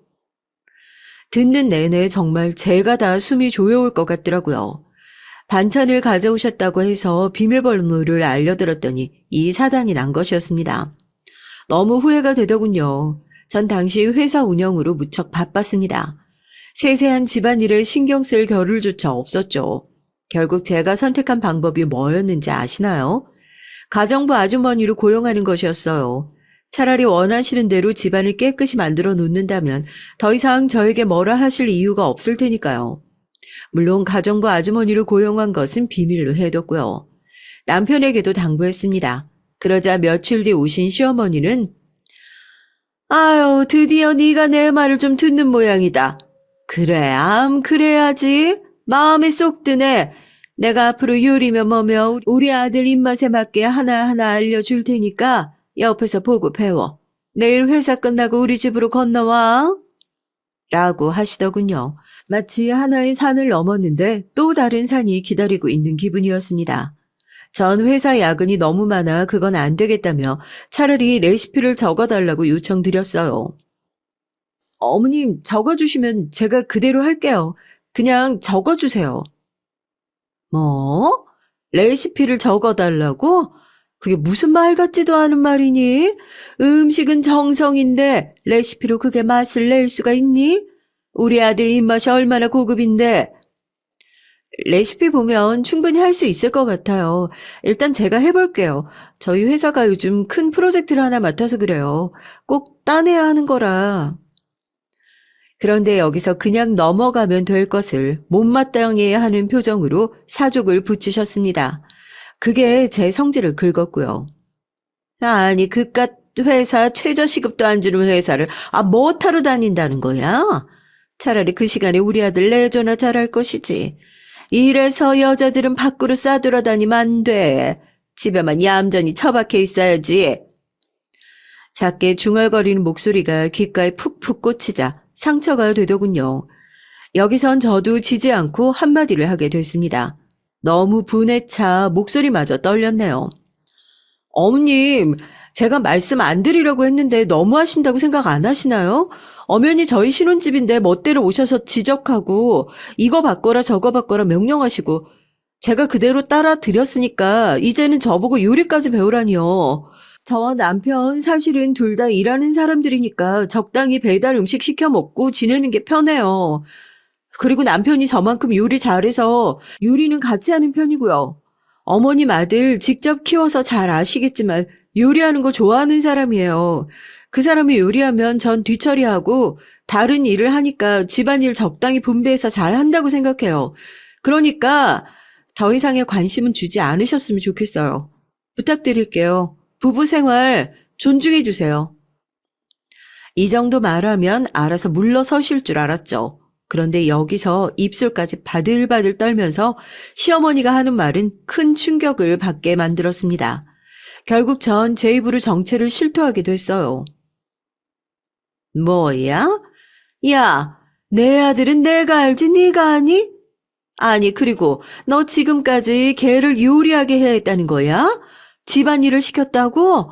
돈도 못 버는 네가 해도 모자랄 일을 왜 걔가 하게 하냔 말이야.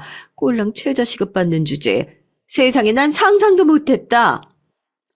어머님, 왜 제가 최저시급을 받아요? 그럼 그깟 회사가 최저시급 주지. 뭘 더 얹어주겠니? 안 되겠네요. 저 말씀드릴 게 있는데요. 사실 저 회사 운영하고 있어요. 영상 관련 회사고 몇 년 됐고요. 뭐라고? 처음엔 믿지 못하겠다고 하셨지만 제가 한 회사를 이끌어가고 있는 CEO이자 남편보다 수입이 월등히 많다는 걸 두 눈으로 확인하신 시어머니는 그 길로 입을 꾹 다무셨습니다. 조용히 반찬을 들고 집으로 돌아가셨는데 분하신 듯 보이기도 했고 놀라신 듯 보이기도 했습니다. 여러 감정이 범벅이 된 얼굴이었죠. 분간하기 힘들었지만 그보다 너무 다행인 건 제 숨통을 죄어오던 시어머니의 잔소리가 싹 사라졌다는 거였어요. 오히려 시댁에 들리면 제 눈치를 보시더라고요. 도련님이 철없는 발언을 할 것 같으면 팔꿈치로 툭툭 치면서 그만하라는 신호를 보낸다든지 하는 식으로요. 보고 있자니까 아주 통쾌했습니다. 결국 그깟 돈 때문에 이렇게 작아지고 위축될 사람들, 지금까지 저에게 그 위세를 떨고 있었다는 것이 웃기기도 하고 한심스럽기도 했고요. 그러던 어느 날 시어머니는 제게 상냥한 어조로 부탁까지 하시더군요. 저기 말이야, 우리 애가 요즘 취업이 잘 안 된다고 하더라고. 아가 너도 알다시피 취업시장이 워낙에 팍팍하지 않니? 네가 좀 힘을 써주면 안 될까? 능력 있는 형수 둔 게 이럴 때 좋은 거지. 안 그러니? 네? 도련님을 취직시켜달라고요? 저희 회사예요? 형수님, 저 잘할 수 있어요. 저 학점도 나쁘지 않고요. 지각도 안 할 자신 있어요. 지금까지 아르바이트 한 데서도 일머리 있다는 얘기 많이 들었고요. 남편에게 듣기론 도련님이 아르바이트 한 것마다 줄줄이 잘렸다고 들었는데 전혀 신뢰가 가지 않는 말이었죠. 그런데도 시어머니의 간절한 부탁을 외면하기 힘들었습니다. 마침 회사에 자리도 하나 비어 있어서 적당한 곳에 넣어주면 자기가 알아서 제 몫은 하지 않을까 싶었어요. 일종의 기대였습니다. 하지만 얼마나 아니란 생각이었는지 도련님이 회사로 출근한 지 한 달째 알게 됐습니다. 인사과 직원이 달려오더니 저에게 개인 면담을 신청하더군요. 대표님, 저 태원 씨요. 새로 들어온 신입사원 근태가 너무 불량해서요. 거기다 유부녀 직원이랑 그렇고 그렇다는 안 좋은 소문까지 파다해요. 맡은 프로젝트도 제대로 해내는 게 하나도 없고요. 대표님 가족분이시라 많이 망설였는데 알고는 계셔야 할 것 같아서요. 저도 짐작은 하고 있었는데 그 정도였어요? 알겠어요. 알려줘서 고마워요. 낙하산으로 들어왔으면서 온갖 추문이나 만들고 다니니 이건 저에게도 먹칠하는 짓이잖아요. 화도 나고 정말 황당하더군요. 곧장 도련님을 불러 추궁했지만 자기는 열심히 일했고 충성을 다했다는 식의 태도로 나왔습니다. 왜 자기한테 이런 덤터기를 씌우는지 모르겠다면서 회사 직원들이 무섭다라는 말까지 하더군요. 뻔뻔스러워서 욕이 튀어나올 뻔했지만 일단 회사랑 공간인 만큼 꾹 참았습니다. 그리고 해고 조치를 했어요. 문제는 도련님이 나갈 때도 곱게 나가지 않았다는 거예요. 심지어 이 일을 시어머니에게 전해서 다음 명절날 분위기를 쎄하게 했다는 겁니다. 제가 시댁에 들어서자마자 갑자기 시어머니가 앞치마를 집어 던지더라고요. 전을 붙이라면서요. 예, 너 오늘까지 이거 전 붙이는 거 다 마무리해야 된다. 왜냐면 윗집 아랫집부터 경비 아저씨 것까지 챙겨줘야 되거든.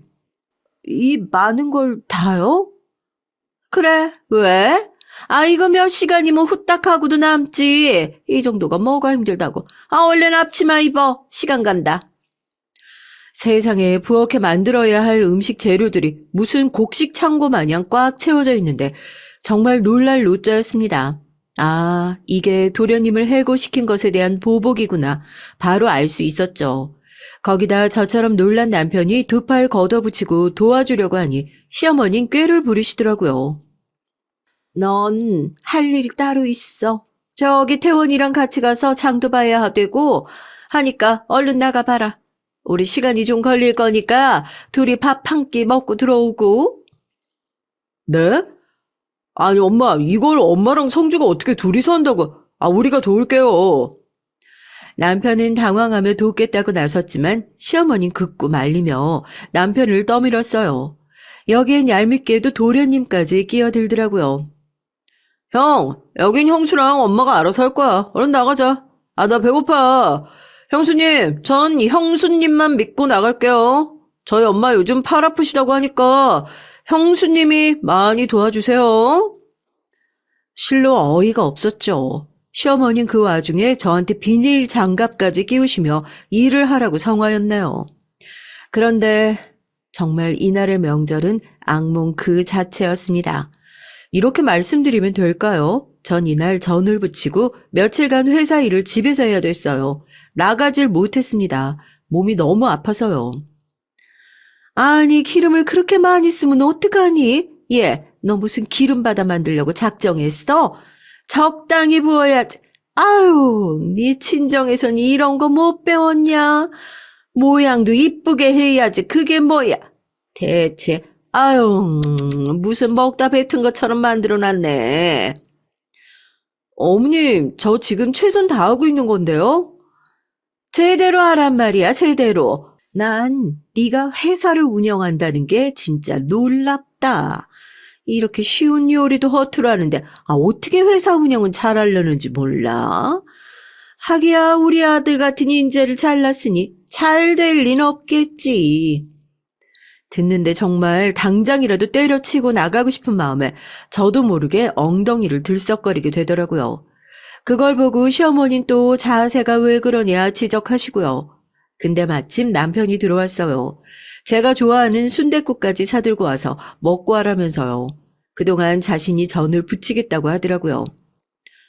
당신 땀이 훈 거네. 좀 쉬고 있어. 아무것도 못 먹었지? 어, 고마워, 여보. 내가 할 거니까 말리지 말라는 단호한 남편의 태도에 시어머니도 못마땅한 표정으로 물러설 수밖에 없었죠. 남편이 도와주었기에 다행히 예상했던 시간보다 빨리 끝날 수 있었습니다. 다만 아까 말씀드렸다시피 후폭풍이 정말 대단했죠. 남편은 연신 미안해했고 저 역시 시어머니의 시자에 학을 떼게 됐고요. 그런데 참으로 우스운 것이 제가 돈을 많이 번다는 걸 알게 되니까 시어머니가 구박을 할 땐 하더라도 또 자기 생일이 돌아올 때가 되면 그 한 달 전부터 어마어마하게 잘해주신다는 거였어요. 우리 며느리가 내가 만들어주는 오징어 젓갈 좋아하잖아.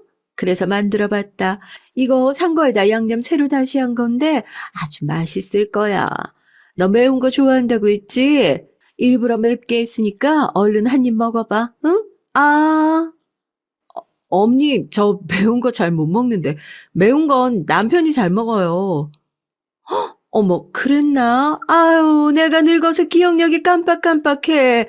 우리 착한 며느리가 이해다옹. 이때만큼은 제가 뭐라 반박하는 말을 꺼내도 지적하지 않으시고 설설 기는 태도로 일관하셨습니다. 그러면서 은근슬쩍 자신이 원하는 선물을 들이미셨죠. 백화점에서 새로 나온 신상 명품 백이라던가 화장품 같은 것들을요. 하지만 시어머니의 생신이 다가왔을 때 전 말씀하신 선물을 준비해가지 않았습니다. 정확히 말하면 1,000만 원대의 그 명품 백을 살 수가 없었어요. 어머나, 선물이, 이게 뭐야? 이건 내가 말했던 게 아닌데? 어머니, 그게 사정이 있어서요. 사실 저희 회사 사정이 별로 좋지 않아요. 길게 말씀드리긴 어렵지만 지금 극복 중이에요. 일단 회사 재정을 회복하는 것부터 하는 게 우선이라서요. 엄마, 핑계처럼 들리겠지만 진짜요. 우리 와이프 이것 때문에 요즘 매일 날방 까고 있어요.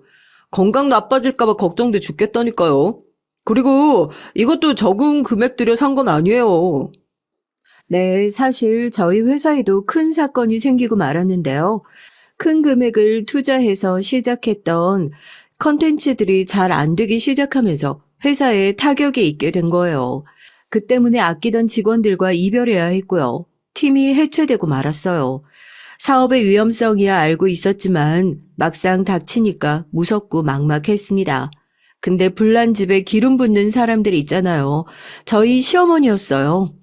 아이고, 뭔 일인지 모르겠지만 아무리 그래도 그렇지. 네 시부모 되는 사람 생일을 이런 식으로 넘기니?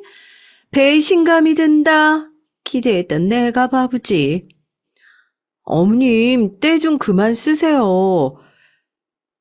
그래요, 엄마. 내가 그 가방 마련해 줄게요. 그러니까 언제 주냐고. 됐다. 니들 가. 그날 이후 시어머니와는 냉전이 이어졌습니다. 근데 이런 시기에 집안에 일이 생겼어요. 도련님이 결혼하겠다는 여자를 데려온 거죠. 저의 동서요. 그리고 마치 운명처럼 두 사건이 엮어 생기는 바람에 저는 또 한 번 큰 고초를 맞이하게 되고 말았답니다. 지금 생각하면 너무나 힘들었던 인생의 암흑기였어요. 제가 밤낮 없이 회사를 살펴보겠다고 노력하는 사이 시어머니는 동서가 들어온다면서 호들갑을 떨고 난리였습니다. 예, 네가 형님이면 아랫사람 들어오는데 처음 맞는 자리에 뭐라도 준비를 해서 와야지. 그것도 그냥 동서도 아니고 부자 동서인데 말이야. 막말로 너는 사업 망하면 끝이지만 걔는 친정이 아주 빵빵해. 우리 사돈이 강남에 땅을 갖고 계시고 그 얜 미국으로 유학 갔다 왔다지 뭐냐? 미술인지 뭔지 공부하려고. 미술학원 원장이라는데 얼마나 인물이 빼어난지 몰라. 네, 어머님. 근데 제가 그렇다고 첫 만남 자리에서 뭔가를 준비해 간다는 건 동서가 오히려 부담스러워하지 않을까 싶은데요. 그리고 저 회사 망하지 않았어요. 참, 누가 망했다니 망할지도 모른다는 거지. 원래 사업이라는 게 그렇지 않니? 내 주변에서 사업하다 망한 사람 많어. 내가 처음부터 불안불안하다 했다. 결국 네 사업 망하면 우리 아들이 급이 갚으려고 개고생할 텐데 그 생각만 하면 그냥 속이 타들어가. 어떻게 키운 귀한 아들인데. 전 이때 시어머니의 말이 현실이 되게 하지 않으려고 부단히 노력했지만 현실은 참혹했어요. 점점 회사는 기울어져 갔고 동서가 저희 집에 들어와 자리했을 때쯤 회사를 스스로 정리하기에 이르렀습니다. 영상에만 집중해도 좋았을 텐데 다른 곳으로 눈을 돌려 무리하게 확장하려고 한 게 잘못이었죠. 시어머니는 이 소식을 듣고 땅을 치며 제 탓을 했고 이혼 얘기까지 화두에 올렸습니다. 그리고 그 시점 들어온 강남 친정을 둔 동서는 극진히 환대에 맞지 않았어요. 너무나 다른 대우에 서러워서 눈물이 날 지경이었습니다. 그 다음에 시어머니의 생신날 제 쪽엔 나물들을 동서에겐 모조리 맛있는 반찬들을 몰아주시며 이렇게 말씀하시더군요. 우리 둘째 아가는 왜 이렇게 이쁜가 몰라. 시어머니 생각한다고 이리 선물도 사오고. 아니 이 명품 가방은 내가 늘 군침만 흘렸지. 한 번도 가져보지도 못한 건데. 너무 고맙다 아가. 내가 요즘 너 때문에 삶에 낙이 생겼어. 우리 첫째 부부 때문에 내가 마음고생이 정말 심했는데 말이야. 이 가방이 나를 위로하네. 이게 다 우리 둘째 아가의 넉넉한 마음 씀씀이겠지. 그에 비해 집안의 큰 며느리는 애야는 겨우 무슨 비타민 세트 같은 걸 사가지고 온 이거 경비 아저씨나 줘야겠다. 여기에 화가 난 남편이 뭐라고 쏘아붙이려고 하니 도련님은 곧바로 받아치더군요. 엄마, 우리 와이프가 능력이 대단하잖아요. 무려 미술학원 원장인데. 엄마, 우리 와이프한테 잘해줘야 돼요. 안 잘해줘야지. 공주로 모셔야지. 아, 아니에요, 어머님. 또 갖고 싶으신 거 있으신 말씀하세요. 그나저나 형님, 어머님 선물 조금 너무하긴 하셨다. 비타민은 어머님 집에도 이미 널려 있는 것 같던데. 형님이 신경 잘 안 쓰시나 봐요.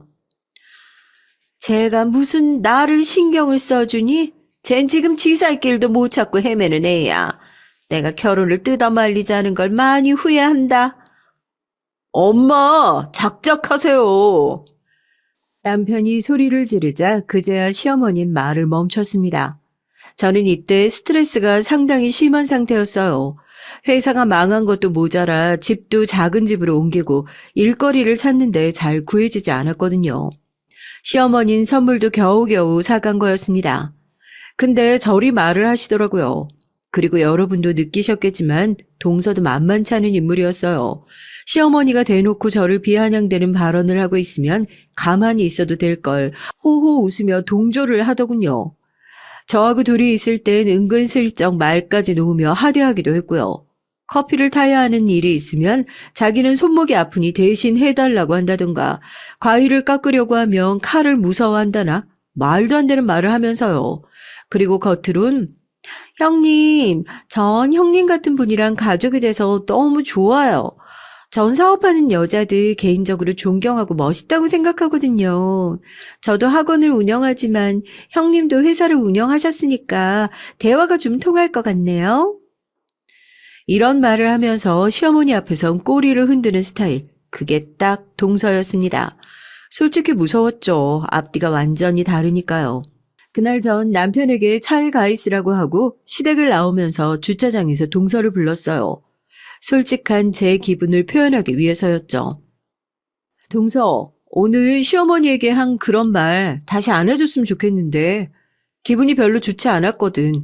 동서, 우리 형편 알잖아. 모르는 것도 아니고.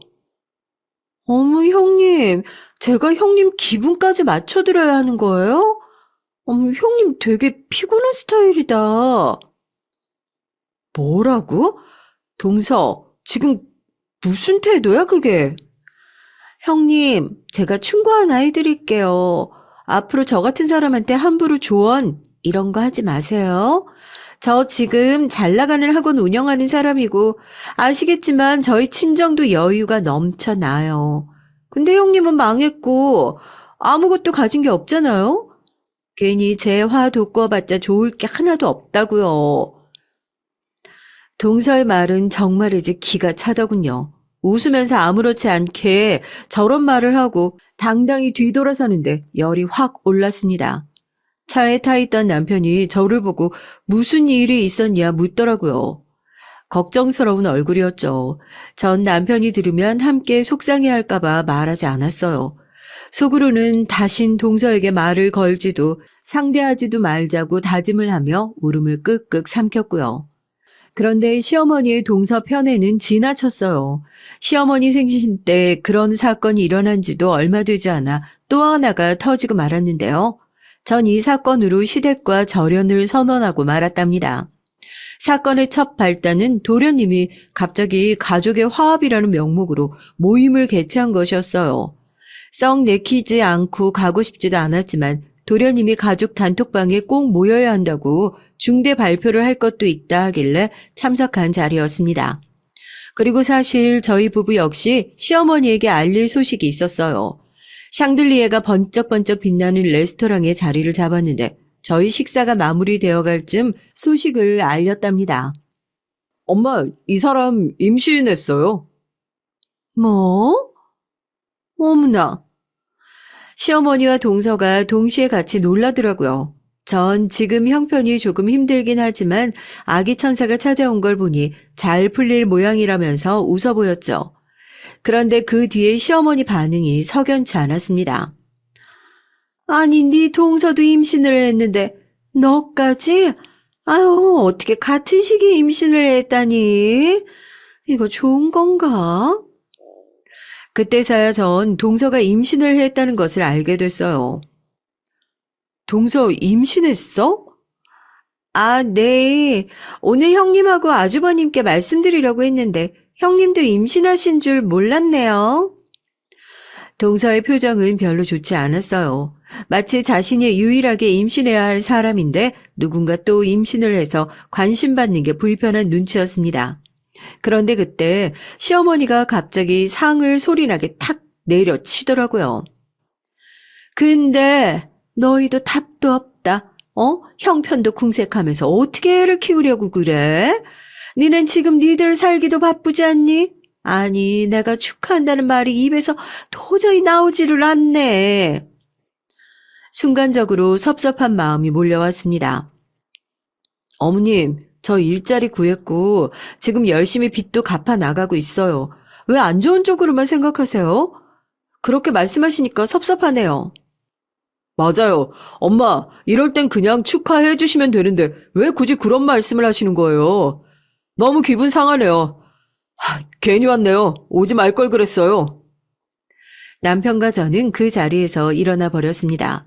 솔직히 저희 형편 안 좋은 걸 알면서도 꼬박꼬박 용돈 받아가려고 하고 저희 집안에 돈 한 푼 보내주지 않는 시어머니가 그런 말까지 하시니 더 싫더라고요. 거기다 전 임신까지 했는데 말이죠. 근데 시어머니도 자기가 조금 심했다고 생각이 됐는지 문자를 보내셨더라고요. 미안하다. 단 4글자였지만 사과를 받아본 건 처음이었습니다. 어머니가 웬일로 사과를 다 하셨네? 일단 사과 문자 하나로 아주 조금은 마음이 풀렸어요. 시어머니는 그러면서 동서와 저를 둘 다 초대해서 맛있는 밥상을 차려주시겠다고 했죠. 동서가 입덧이 심해서 나아졌을 시기에 시댁에 모일 수 있었습니다. 어머, 너무 맛있는 냄새 나요, 어머님. 이거 세상에 혼자 다 하신 거예요? 너무 맛있겠다. 어머님 감사해요. 준비하시기 많이 힘드셨을 텐데. 아니다. 나도 오랜만에 우리 두 며느리들 모아놓고 이런 자리 가지니까 참 좋네. 얼른 들어. 밥상엔 불고기부터 시작해서 손 많이 가는 반찬들이 많았습니다. 전 정말 감사한 마음으로 맛있게 먹었죠. 사실 그 시기 저는 빚 때문에 임신을 했으면서도 하루 종일 일하느라 밥 한 끼도 제대로 못 챙겨 먹고 있었거든요. 따끈한 쌀밥이 얼마나 맛있던지 허겁지겁 먹고 있는데 시어머니가 갑자기 쇼핑백을 내미시더라고요. 동서에게 하나, 저에게 하나, 똑같은 크기의 쇼핑백이었습니다. 열어보니 상자 사이즈도 똑같더라고요. 당연히 같은 선물이겠거니 했죠. 어머, 이거 인터넷에서 유명한 임산부 크림이네요. 이거 비싼데 너무 감사해요, 어머님. 역시 센스 짱이야. 어머니, 제 건 샘플 5장이었습니다. 그러니까 시어머니는 동서에게 300ml짜리 크림을, 저에겐 거기에 딸린 샘플 크림 5장을 준 거예요. 한 5일 쓸 수 있는 양이겠더라고요. 황당해서 시어머니를 쳐다보고 있으니 왜 그러니? 내 얼굴에 뭐 묻었니? 라고 하시더라고요. 어머님, 저에게 이 샘플 주시는 의도가 뭐예요? 아니, 왜 선물을 이걸로? 증정용이어도 만족해야지. 넌 원래 주지도 않으려고 했다. 그나마 고개 하나 딸려와서 주는 거야. 맞아요. 형님 처지엔 과분한데. 너무 화가 나고 믿겨지지가 않더라고요.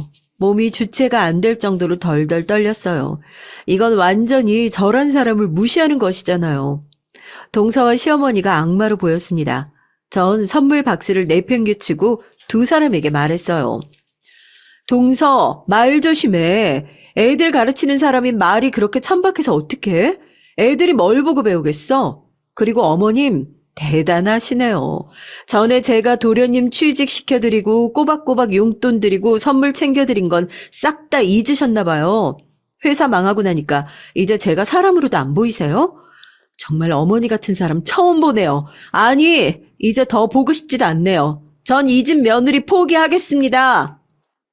대차게 말하고 나와버렸어요. 밖으로 나오니 그제야 눈물이 쏟아질 듯 흘러나오는데 정말 어떻게든 다시 회사를 일으켜야겠다는 생각밖에 안 들더라고요. 시댁과 절연하고 나자 시어머니가 너 같은 며느리 나도 필요 없다고 말하는 문자들이 날아왔어요. 전 꿋꿋하게 제 갈 길만 봤고요. 출산을 하고 아이를 키우느라 바쁘고 힘들긴 했지만 아이가 어느 정도 크고선 어린이집에 아이를 맡기고 사업을 다시 시작하게 됐습니다.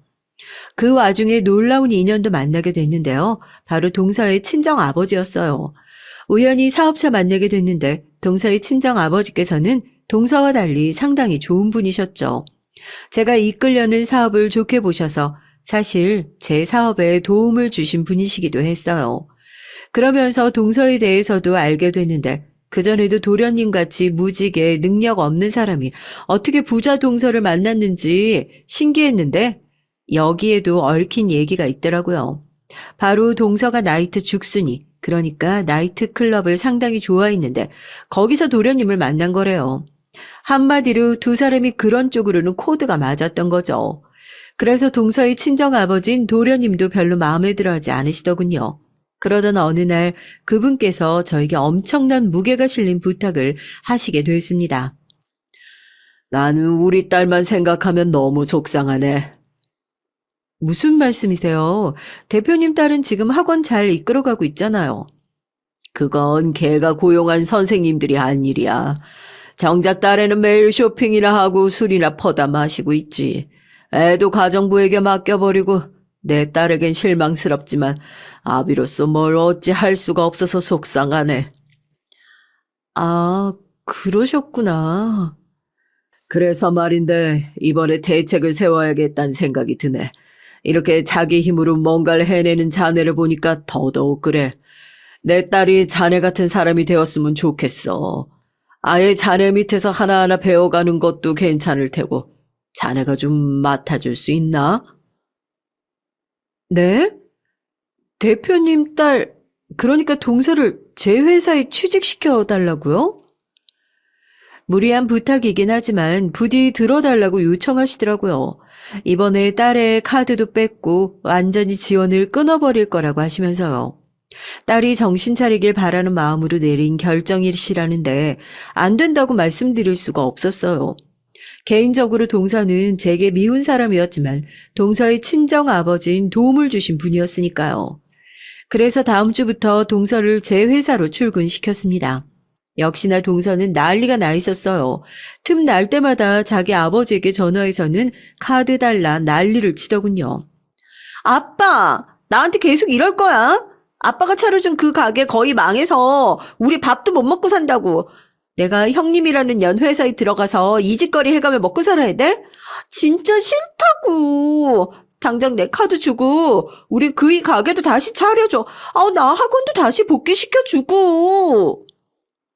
물론 여기에 친정아버지 답은 뻔한 듯했죠. 동서가 울고불고 한 번만 봐달라며 전화기에 대고 빌기까지 했으니까요. 그리고 전 동서를 직원으로 부리며 매일마다 동서에게 업무 보고를 받았습니다. 말로 뭐 표현할 게 있겠어요? 엉망이었죠. 지각은 기본이고 컴퓨터 프로그램 하나 제대로 다루지 못하더라고요. 어떻게 이런 사람이 유학을 다녀온 건지 의아할 정도였습니다. 저기 동서, 아니 회사니까 이름으로 부를게. 지수씨, 여기 표 수치가 맞는 게 하나도 없는데? 이거 다시 작성하세요. 그리고 오늘도 지각했다 들었는데 내일 지각하지 마시고요. 회사 놀러오는 놀이터가 아니에요. 형님, 제가 진짜 아랫사람으로 보이세요? 아랫사람 맞지? 그리고 말 똑바로 해. 제가 몇 가지를 지적하자 곧장 기가 죽어 동서는 자기 자리로 돌아가서 야근을 하더라고요. 아마 제 말을 고분고분 들어야 자기 아버지 마음이 변할 줄 알았나 봅니다. 하지만 그때부터 시작이었어요. 한 번도 회사 같은 곳에서 일한 적이 없었던 동서는 직원들과 잘 어울리지 못했는데, 그러니 상사의 말을 듣는 것도 익숙하지 못했죠. 지금 이거 몇 번째 일을 시키는 거예요? 지금 지수 씨 때문에 몇 시간이나 일을 질질 끌고 있잖아요. 죄송합니다. 다시 할게요. 크게 혼나고 구석에서 훌쩍거리고 있는 동서를 보면 고소하기도 하고 불쌍하기도 했어요. 그러던 어느 날 바로 사연을 쓰게 된 문제의 사건이 일어났는데요. 때는 추석이었습니다. 시어머니에게서 전화가 왔더라고요. 너희는 이번에도 안 올 거니? 이번엔 손주 데리고 와라. 나도 손주 보고 싶다.